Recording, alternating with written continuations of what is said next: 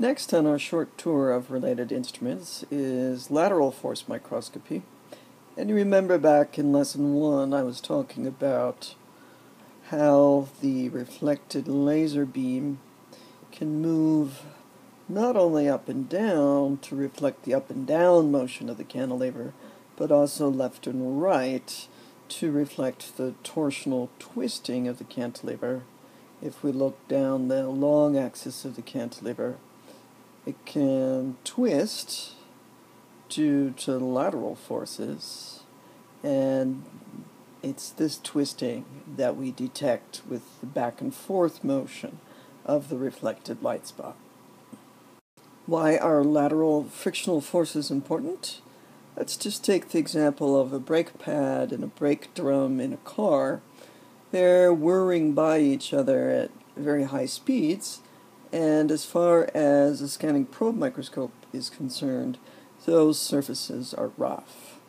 So the bumps on those surfaces interact with each other, and each bump is a little bit different size and shape, and as they fly by each other, hitting each other, that interaction is very complicated.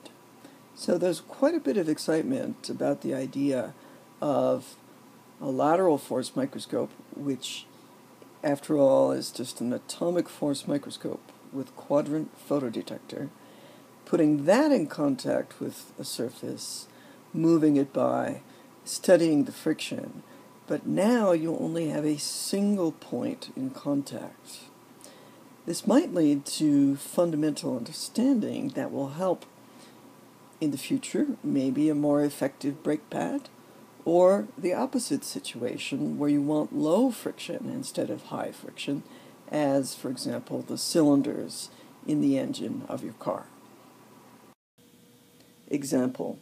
Here are two topographic on the top row, two lateral force on the bottom row images of an exfoliated compact disc, such that the interface between the polycarbonate substrate and aluminum is exposed. Not all of the aluminum comes off, and where you see it remaining here are here, and here. The images were taken such that on the left we have the forward images, meaning the data acquired when the tip was traveling left to right, and on the right the reverse images, meaning the data acquired when the tip was traveling right to left. You can see the bits here. In fact, you can see evidence of bits in all four images. Those are depressions in the polycarbonate, the ones and zeros of your digital music. Now, the topo images look just as you would expect. In cross-section, they would look something like this, with polycarbonate on the left and aluminum on the right. The lateral force images, they're different. Let's take a look at those. If we plot the lateral force voltage as a function of x position, which, if you do the proper calibration, is the lateral force itself, what you would get on the forward image is, if we were to look in close detail, we would see a little glitch as startup artifact for friction. Then we come to the step going up to aluminum. When the tip travels up, it twists even more, and then it comes down and goes on to the aluminum, which has less friction. Then we reverse the direction of the tip, and now we collect reverse data, a startup artifact for static friction. Then we go down a step, the tip temporarily stands up more, and then go on to the polycarbonate, which has more friction. So, you see, what happens here is that in these friction loops, we have an indicator of what the friction is by the difference between the forward and reverse directions of the friction loop. Let's label this as a friction loop. And I should also note that when lateral force images are taken, the feedback for constant force in the normal direction is still operating. So the vertical force is nominally the same everywhere on the image, and we are tracking the torsion or the lateral forces on the tip from the sample. I'd like you to understand why a friction loop looks the way that it does. And in order that we do so, we have to do a little derivation. And in order to make that derivation general, I will do it for the case of an AFM tip on a slope. When one does a derivation, it's always good to state one's assumptions. I'm assuming constant velocity, that the cantilever is horizontal, that there's no tilt in the sample in the y direction, that's the long axis of the cantilever, so that's the direction going into the screen right now, that we don't have to worry about adhesion, and that friction is a linear function of normal force. You might remember this. Friction is equal to a coefficient mu times n, the normal force, where normal, we mean here the component of force that is perpendicular to the surface. You might also remember that kinetic friction tends to be smaller or maybe equal to static friction, just as when you're dragging something across the floor, it's harder to get it started than it is to keep it going. What are the forces acting on the tip? The cantilever applies the load, or set point force, but we'll call it load here. It also applies a lateral force that drags the tip up the hill. There's the velocity. The sample applies a normal force as well as a frictional force. What we're going to do is take advantage of Newton's laws. We have declared constant velocity. That means no acceleration, and that means all the forces in the coordinate directions of z and x must sum to 0. Before we get started with that, let us break the normal force and friction force into components and appreciate that this angle theta here is this angle here and that angle there. You can get that from trig. Back to Newton now. Summing forces in the x direction, setting them equal to 0. We have lateral force in the positive x direction, the sine of the normal force in the negative direction, and friction, that x component, is in the negative direction. And similarly, for all the z-pointing forces, they sum to 0. The load is in the negative direction. The vertical component of the normal force is positive, and the vertical component of the friction force is negative.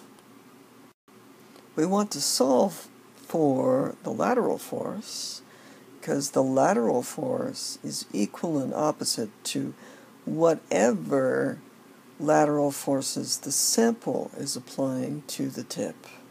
And that is what we're measuring.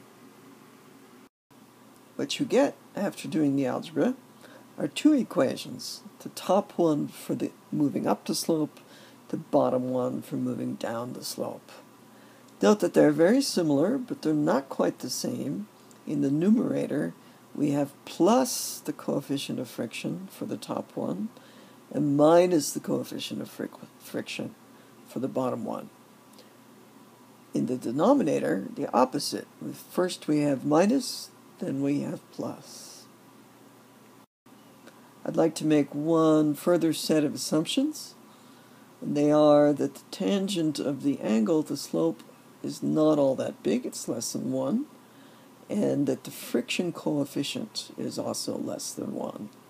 These are reasonable assumptions. When you multiply two small numbers together, you get an even smaller number. The reason why I'm doing this is because now I have a justification for ignoring the second term in the denominator. This simplifies our thinking greatly, and in fact, so much so to the point that it is practical to combine both of those directions, both of those equations, into one equation by putting a plus-minus sign in front of the mu now. The denominator has become 1, and the plus sign in front of the coefficient of friction means up the slope, the minus sign means down the slope. This is very nice. Why? This first term, the load times the tangent of the angle, gives us our average value in a friction loop for any given part of the sample, and mu times the load is the deviation from that average. What would a friction loop of a sample that has topography like this look like? A flat spot with friction coefficient mu1, a slope with friction coefficient mu1, and then another flat spot with a friction coefficient greater than mu1. I'll draw the friction loop down here, x, and lateral voltage, and we'll line things like this. So we start off perhaps with a static friction event, and then we start sliding.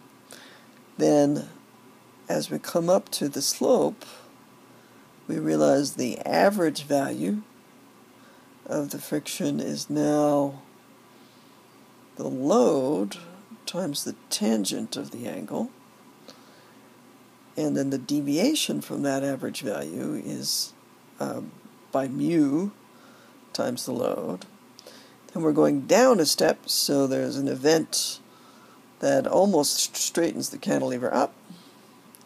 And then we said this area had greater friction than originally. We stop, we turn around the cantilever, the scanner, and nothing much happens for a bit. And then we start sliding again.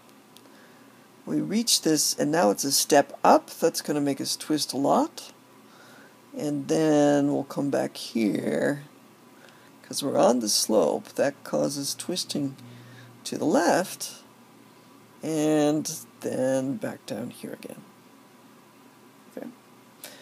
I tried to draw this such that this and this distance were the same. I wasn't quite successful, you see, but those distances are equal to twice the friction coefficient times the load with all of our approximations. And as you see here, the main point here is that this is twice mu2 times the load, whereas over on the left, that is mu1. And the offset, the average value, that is the load times the tangent of the angle. In conclusion, if you understand the features of a friction loop, you'll be able to understand the contrast in your lateral force images.